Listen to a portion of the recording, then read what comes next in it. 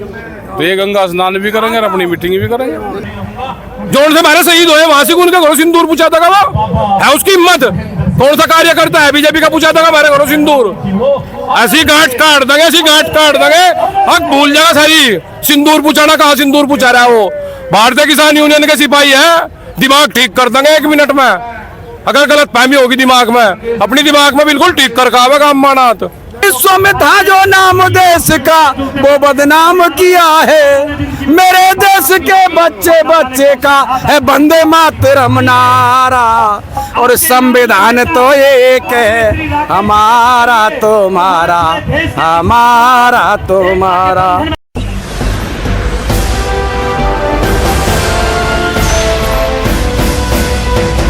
नमस्ते, अपडेट रुड़की में आपका स्वागत है। मैं हूं राम कुमार चौहान, आप देख रहे हो अपडेट रुड़की। दोस्तों, आज हम हैं हरिद्वार में भारतीय किसान यूनियन का यहाँ पे चिंतन शिविर चल रहा है। और यहाँ पर हमारे साथ में जो है भारतीय किसान यूनियन के जो सचिव है राकेश टिकैत जी, वो मौजूद है। उनसे हम बातचीत करेंगे। चौधरी साहब 1 मिनट। एक दोस्त बाबू जी, ये जो चिंतन शिविर लगा रखा, ये इसका क्या उद्देश्य है और क्या दिन करेगा? उद्देश्य ये है, ये चलेगा अभी कल तक। अच्छा, ठीक है, कल तक फिर लोग अपना आप चले जाएंगे। ये है कि किसान को क्या समस्या है, मजदूर को उनका क्या समाधान होगा, सरकार से अपनी बात रखो। तो ये इसका उद्देश्य। इसे हरिद्वार में लगाने का क्या मतलब? क्यों हरिद्वार में कोई बैन है? ये भारत का हिस्सा नहीं हरिद्वार। नहीं, मतलब यहाँ उद्देश्य ये है कि क्यों ना आवे हरिद्वार। जब पूरे दुनिया के लोग हरिद्वार आ रहे तो ये गंगा स्नान भी करेंगे और अपनी मीटिंग भी करेंगे। और इसका मतलब चिंतन क्या किया जाएगा? चिंतन सारे करा जा रहा। वहाँ देखो, चिंतन है कि फसलों के रेट क्या होने चाहिए, सरकार की गलत पॉलिसी क्या है, उसका कैसे समाधान होगा।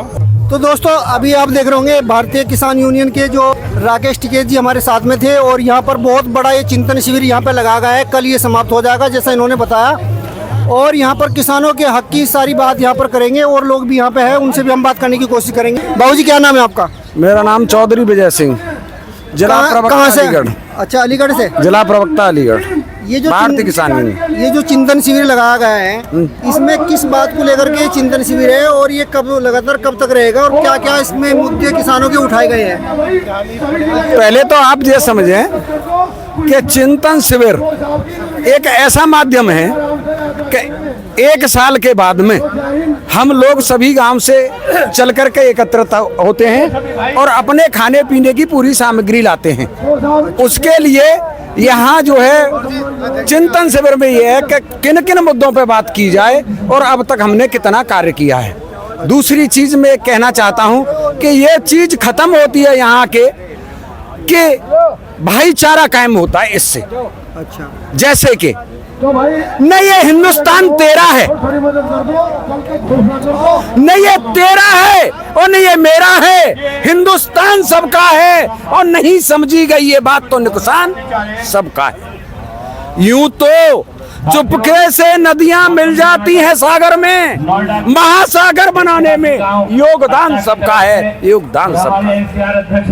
तो सभी के योगदान से ये चिंतन शिविर चलता है, चाहे वो शामली हो, मुजफ्फरनगर हो, मेरठ हो, बुलंदशहर हो, गाजियाबाद हो, अलीगढ़ हो, मथुरा हो, हाथरस हो।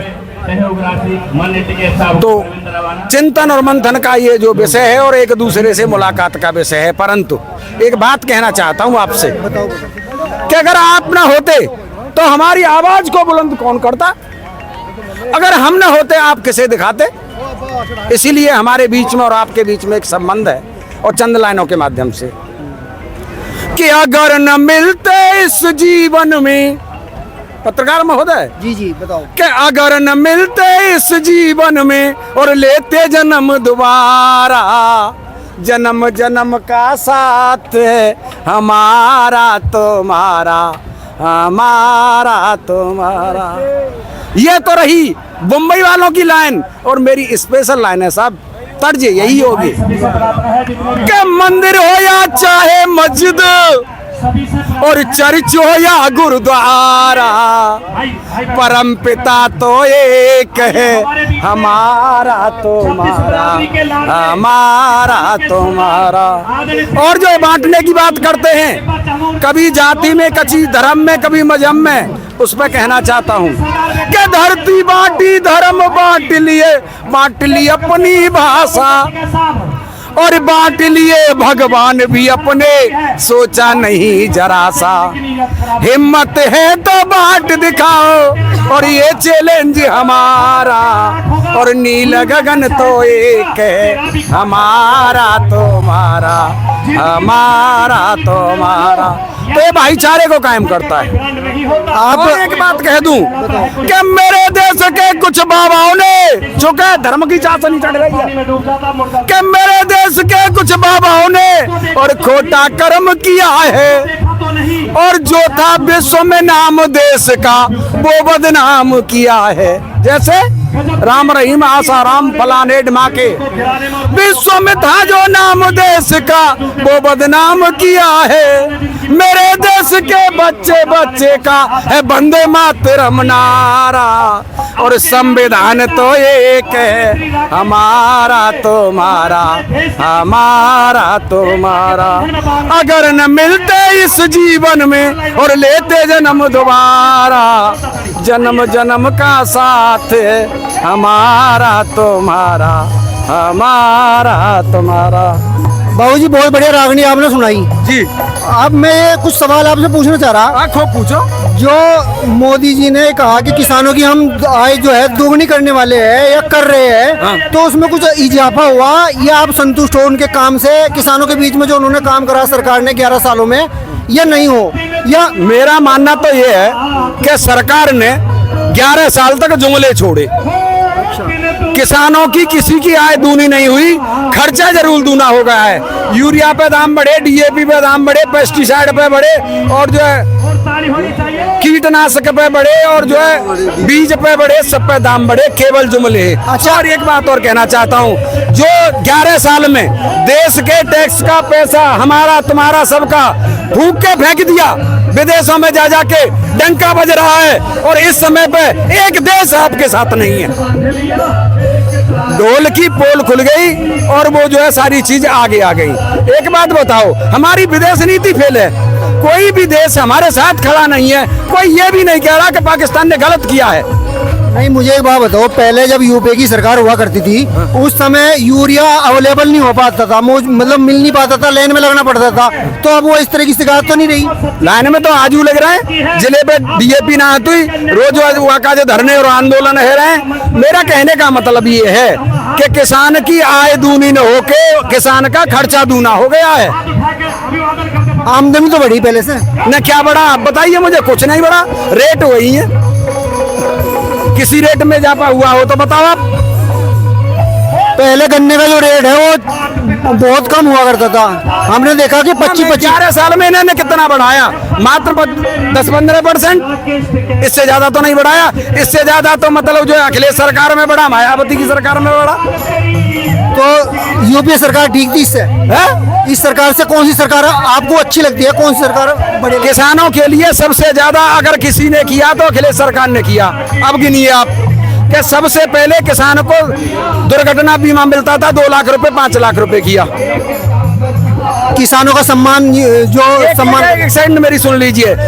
दूसरी बात, गांव में गरीब मजदूर को जो है उसकी बीमारी के इलाज के लिए भटकना पड़ता था, तो मतलब जो उन्होंने एम्बुलेंस सेवा उन्होंने दी। दूसरी चीज, किसी समस्या में कोई व्यक्ति कहीं फंस जाता था तो 100 नंबर उसने दी, परंतु उसका नाम बदल दिया, टायर नहीं बदले इस सरकार ने। मैं कह रहा कि इस सरकार में किसान सम्मान योजना चलाई सरकार ने, किसानों को सम्मान दिया, निधि दी, खत्ते में आ रहे पैसे, उससे संतुष्ट नहीं है किसान। दूसरी, अभी जो है कि सरकार ने सबके लिए एक मतलब 5 लाख तक का जो है मुफ्त में इलाज फ्री कर रखा।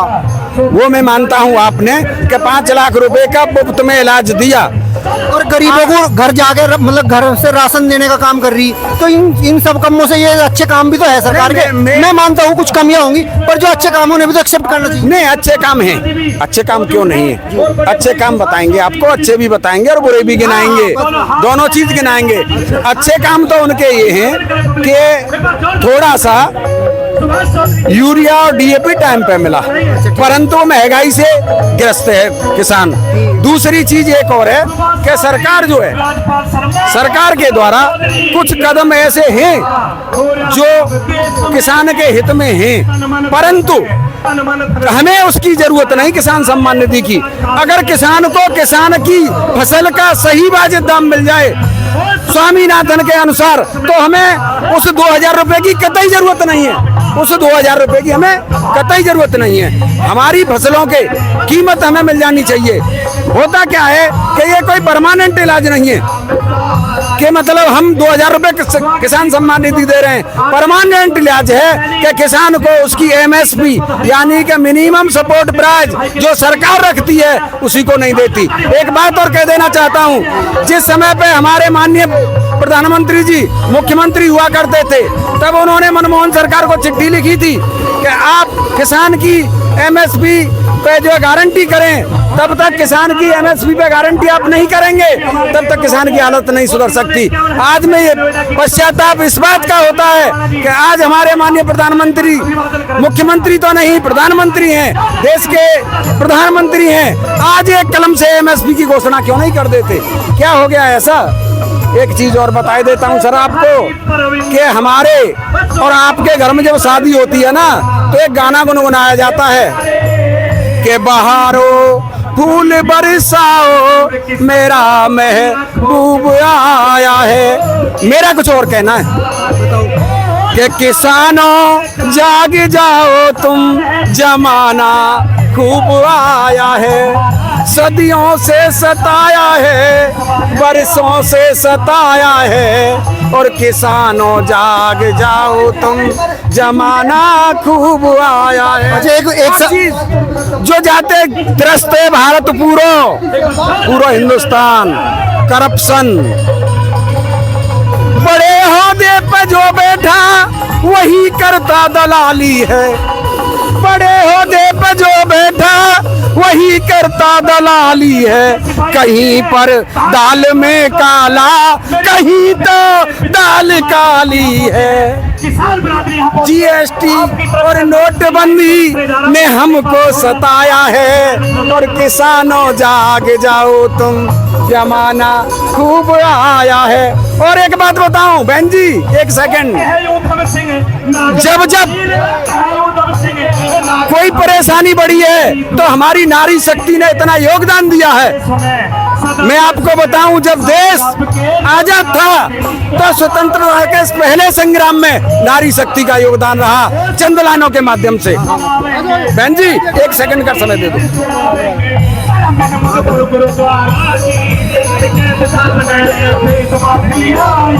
नारी शक्ति का इतना योगदान रहा उस समय पे।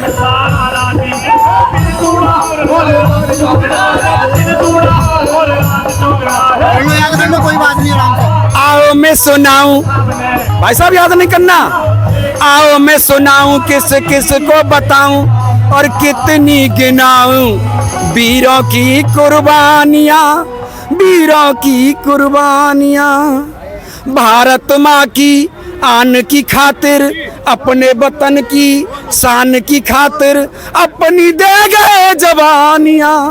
आओ मैं सुनाऊं, किस किस को बताऊं और कितनी गिनाऊं वीरों की कुर्बानियां, वीरों की कुर्बानियां। स्वतंत्रता संग्राम का पहला युद्ध नारी शक्ति के द्वारा लड़ा गया। और कैसे भाई साहब, वह झांसी की रानी थी वो मर्दानी, जिसके तेवर तूफानी जैसे रण में भवानी मर्दानी, जिसके आगे मांग गया था पानी बरतानिया। आओ मैं सुनाऊं, किस किस को बताऊं और कितनी गिनाऊं वीरों की कुर्बानियां, वीरों की कुर्बानियां। दीदी का भी ले लेता हूँ। हमारे साथ में यहाँ पे कुछ महिलाएं भी है जो किसान आंदोलन में आई हुई है, मैं उनसे बातचीत करेंगे। बहन जी कहाँ से आए हो? मैं कविता चौधरी, महिला विंग जिला अध्यक्ष, भारतीय किसान यूनियन, जिला शामली। अच्छा, जिला शामली। आप दीदी? मैं भी जिला शामली, जिला उपाध्यक्ष। कमलेश बालियान। अच्छा, आपके साथ में कितनी महिलाएं यहाँ पे आई होंगी और इस जो चिंतन शिविर में कितनी महिलाएं जुड़ी हुई है किसान यूनियन के साथ में? हमारे साथ काफ़ी महिलाएं जुड़ी हुई हैं अच्छा, और हर लड़ाई में महिला कंधे से कंधा कंधे से कंधा मिलाकर खड़ी होती है। अपने हर किसान यूनियन की कोई भी गन्ना धरना हो, बिजली का हो, कोई लड़ाई हो, कोई भी हो, महिलाएं हर टाइम साथ में रहती हैं। क्या मांग है सरकार की महिलाओं के लिए? कुछ आपकी अलग से कोई मांग है किसान के मंच के माध्यम से? कोई सरकार से आप ऐसी मांग रखना चाहोगे जो महिलाओं के हक में हो? महिलाओं के हक में हमारी जो सरकार है, पहले तो बात उनके घर में ही महिला नहीं है, तो महिलाओं के बारे में जानते ही नहीं कि क्या क्या होना चाहिए महिलाओं के लिए। मोदी ये कहते हैं कि जो देश की जो महिलाएं है सारी हमारी जो है वो बहनें हैं और महिलाओं को उन्होंने 33% आरक्षण दिया है चुनाव में, मतलब लड़ने के लिए। तो ये महिलाओं के हक में उन्होंने एक फैसला लिया। महिलाओं के हक में फैसले लिया। अब जो हमारा एक कांड हुआ था अभी, उसमें हमारे सेना भी गए, उसमें हमारे आम सदस्य भी गए। कुछ लोग उसमें ऐसे थे जिनकी 10 दिन शादी हुई, 20 दिन शादी हुई, 6 महीने हुई। उसमें बाद में एक चलाया था सिंदूर ऑप्शन, हाँ, उस सिंदूर ऑपरेशन के बाद क्या हुआ उसमें कि घर घर सिंदूर पुचाएंगे। वे कौन होते हैं सिंदूर पुचाने वाले? बताओ उनका क्या? ये हमारे सरकार की नीति है। क्या नीति है? घटिया नीति है ये। है कहाँ गई थी जब वो सरकार, जब वे लोग मर गए? क्या वहाँ पे तो 24 घंटे की 24 घंटे इतनी सुविधा होनी चाहिए कि पब्लिक, पता है कि हर साल पब्लिक आती है यहाँ पे, और वहाँ पे कौन था? 2 सिपाही भी नहीं थे वहाँ पे, और बाद में कह रहे हैं कि घर घर सिंदूर पुचाएंगे। नहीं, अभी तो वो वापस ले लिया सर। चलो वो वापस ले लिया, वो वापस ले लिया हमारी आम जनता की वजह से, वो वापस ले लिया हम महिलाओं की वजह से, क्योंकि महिलाएं खड़ी हो गई थी। आप क्या कहोगी? हाँ भैया, आप क्या कहना चाहूंगी? मैं भी यही कहना चाहूंगी, उनका कोई अधिकार नहीं है, सिंदूर क्यों भिजवाएंगे बताओ। मेरा आपसे सवाल ये है, आप मतलब देश के प्रधानमंत्री को जैसा डायरेक्ट टारगेट करते हैं, हम यहाँ किसानों के मुद्दे की बात करने आए या सरकार के पर्सनल टारगेट करने के लिए? नहीं, हम तो किसानों के मुद्दे की बात करने आए, हम किसी को टारगेट नहीं। हुए हैं किसानों का भी तो है। आप अपनी बहू को देखा हो जाएगा, जोन से हमारे शहीद हुए वहां से उनके घरों सिंदूर पूछा था, वो है उसकी हिम्मत? कौन सा कार्य करता है बीजेपी का? पूछा था हमारे घरों सिंदूर? ऐसी गांठ काट देंगे, ऐसी गांठ काट देंगे, हक भूल जाएगा सारी। सिंदूर पूछाना कहाँ सिंदूर पूछा रहा है? वो भारतीय किसान यूनियन के सिपाही है, दिमाग ठीक कर देंगे 1 मिनट में। अगर गलत फहमी होगी दिमाग में, अपनी दिमाग में बिल्कुल ठीक कर खावे काम मानात, और हाल तो बीजेपी का बोर्ड लगाएंगे भैया। पत्रकार महोदय, ठीक जी, इनके दिमाग खराब हो रहे हैं। सिंदूर लगाने का केवल अधिकार जो है पत्नी को पति का होता है। ये पगला गए, इनका दिमाग ठीक नहीं है। तो देखिए किस प्रकार लोगों में यहाँ पे गुस्सा है। सिंदूर जो घर घर पहुँचाने की जो मुहिम चलाई थी सरकार ने, उसे लेकर के, और किसान यहाँ अपने मुद्दों की बात कर रहे हैं, मगर जो उनकी भावनाओं को आहत करने वाले फैसले है उस पर जो है यहाँ पे गुस्सा नजर आया, गुस्सा उन्होंने दिखाया अपना।